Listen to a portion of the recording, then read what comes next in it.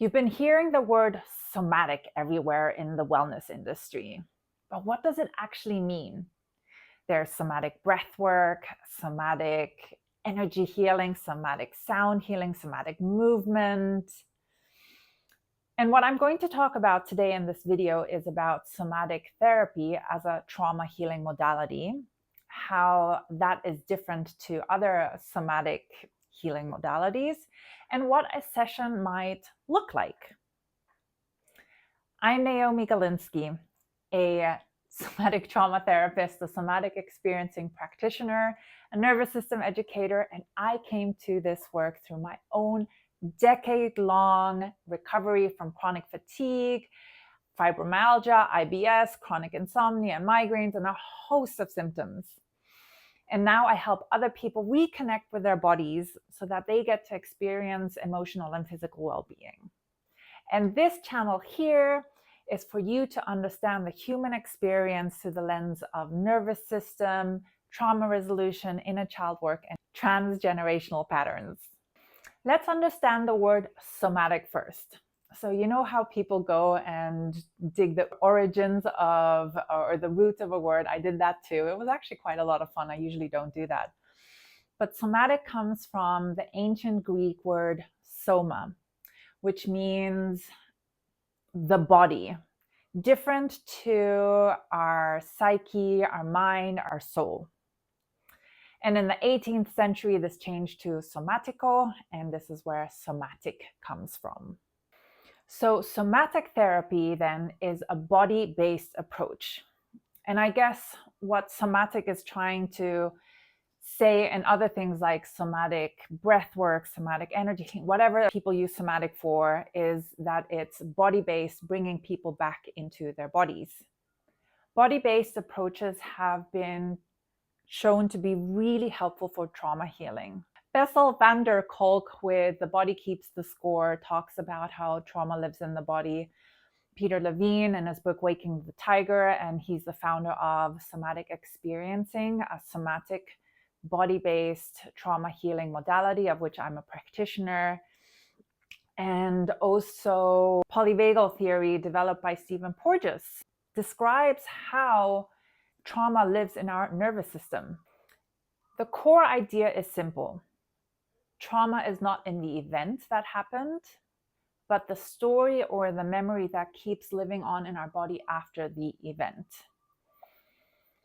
And unresolved trauma shows up as tension, tightness, eventually pain, and chronic illnesses, and shutdown, depression, maybe emotional overwhelm, anxiety, and so forth. It shows up as psychosomatic symptoms in our body.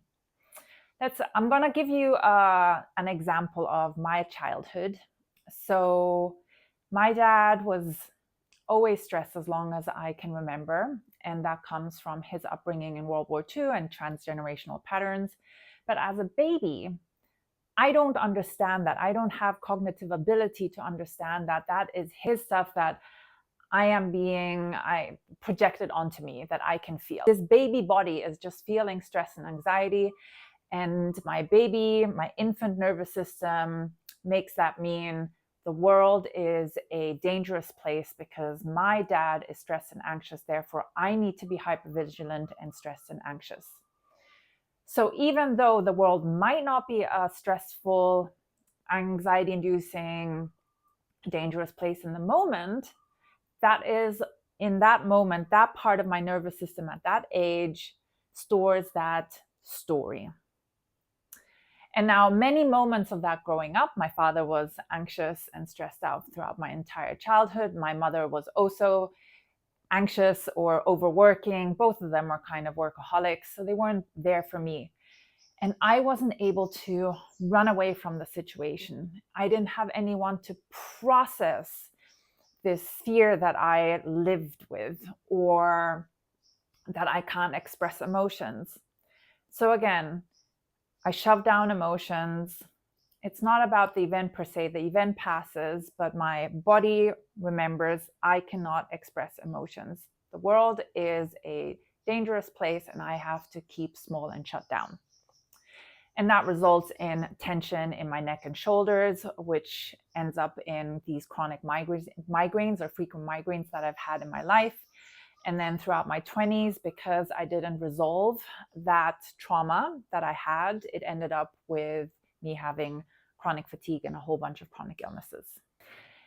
And when I was trying to heal chronic fatigue, I was doing all good things, but not in the right order. I was doing dieting first. I did meditation retreats. I did gentle yoga. I was doing all of these things that are technically good, but I wasn't working at the nervous system level. I wasn't releasing the stored stressors that had piled up since actually in utero all the way to my early 30s when I got sick. And it is when I discovered somatic therapy that things started to shift. So in a nutshell, what somatic therapy as a trauma healing modality does, it helps release the stuck survival energy, the stuck emotions that we weren't able to feel and shove down over and over and over again. The stuck activation, let's say you were into extreme sports like I was too, and you have fall after fall after fall. That shock in the body gets stuck and needs to be released.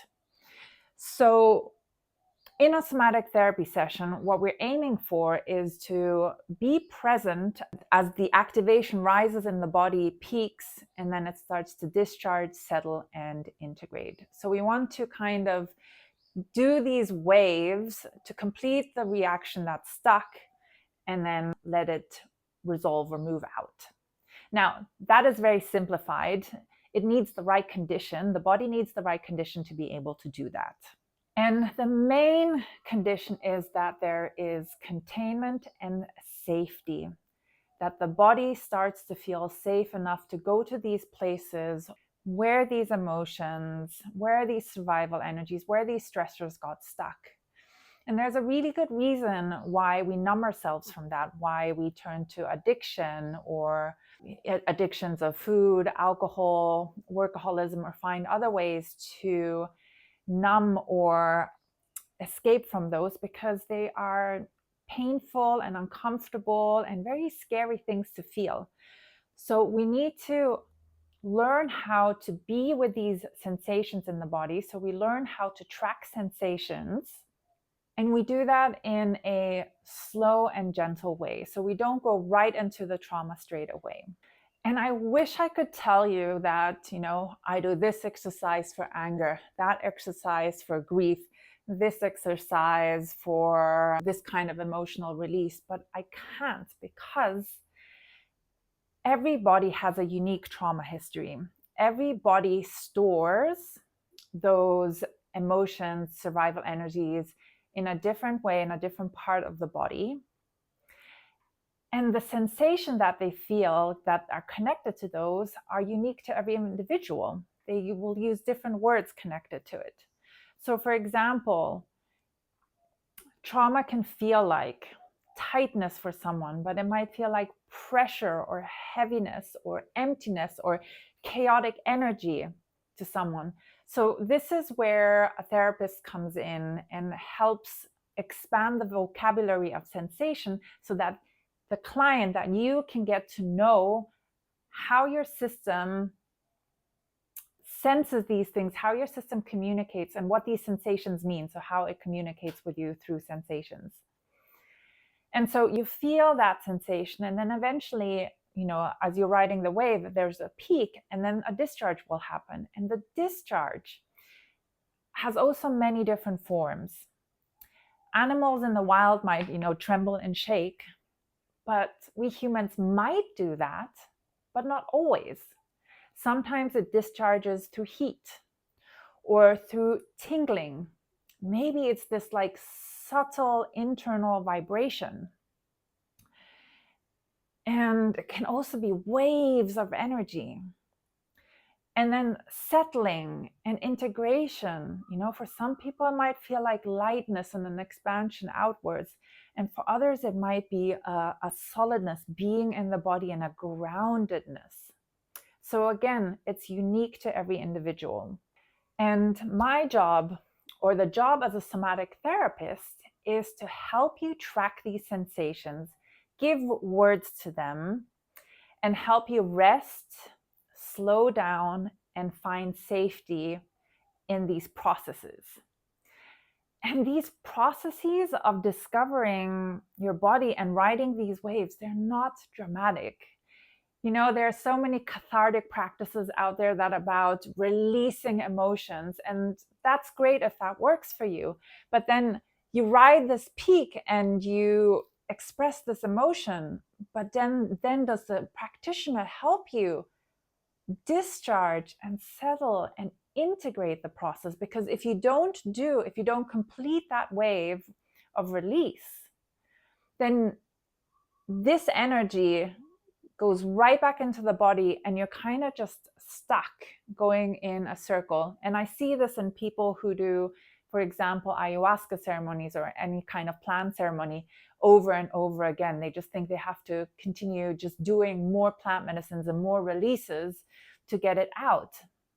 But they're missing key parts of this integration.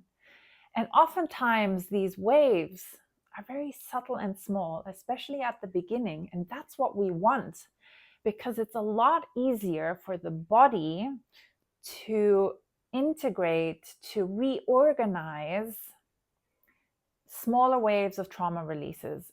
Occasionally, there might be a bigger one, but we want to build capacity to get to that.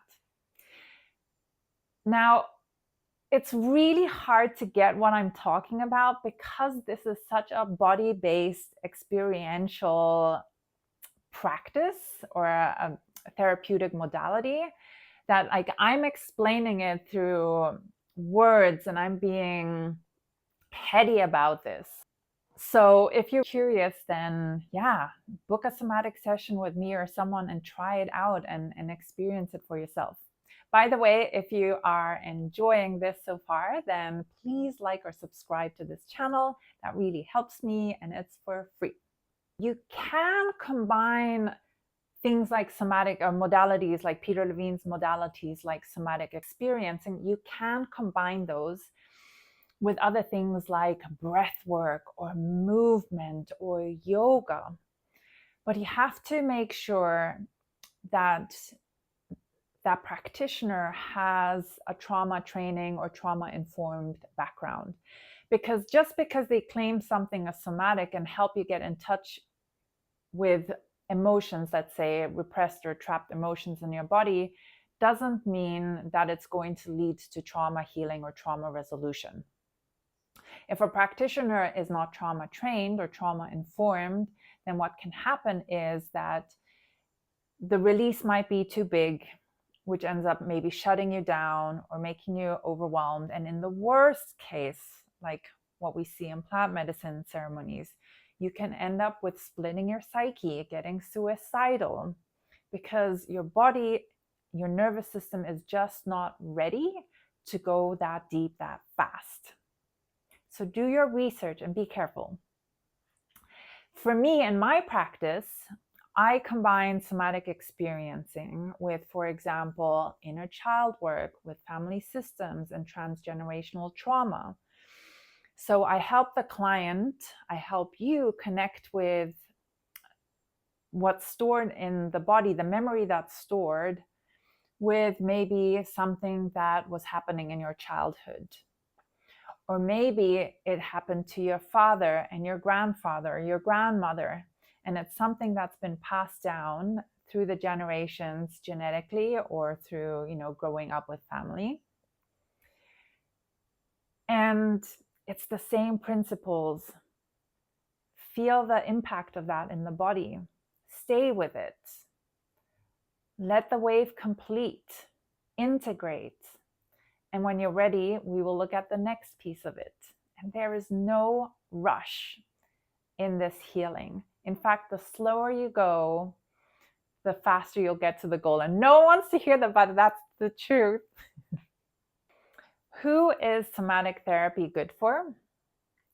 Anyone who's struggling with high anxiety, emotional overwhelm, maybe you're shutting down, feeling collapsed, depression, chronic fatigue, chronic pain, or any kind of autoimmune disease that keeps you from functioning in the world, or you don't even have to get to that place. Like any kind of physical symptoms that is chronic is a sign of nervous system dysregulation.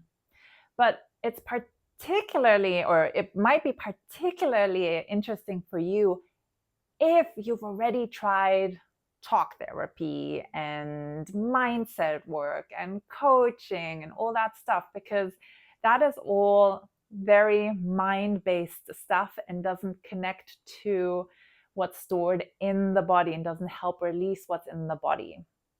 So it might just be another piece that you might explore, and it might be that missing piece to get you from understanding your issues and then actually healing the issues. If somatic therapy felt vague or confusing, I hope this video unconfused you a little bit. As I said, it's hard to explain it. It has to be a lived experience. And again, it's about building safety and capacity to feel and go into the body so that the body can release what's being stuck inside, whether it's emotions, survival energy, stressors, anxiety, whatever it is. And once the nervous system, once these stuck things move out, then our body starts to regulate. We sleep better, our digestion improves, our body can heal again, we have more social capacity, we want to be and hang out with people, we have more energy, we have more creativity. Everything in life basically changes for the good. And yeah, if you're curious about this work and you're curious about working with me, then check out the resources below in the description. There are some free resources and some programs and offerings that I have, and connect with me if you are called to.